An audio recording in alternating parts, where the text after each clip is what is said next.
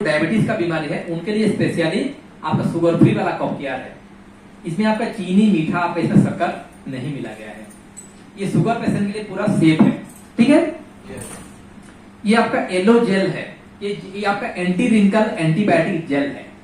कहीं पे कट गया, कहीं पे जल गया, कहीं पे घाव हो गया, पिंपल हो गया, तो हम इसको तुलसी के साथ अगर मिला के लगाएंगे तो ये इसका 4 गुना आपका जल्दी असर दिखना चालू हो जाता है।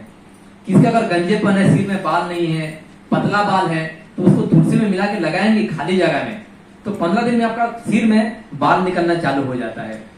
तो इसका बहुत ही काम है। ठीक है।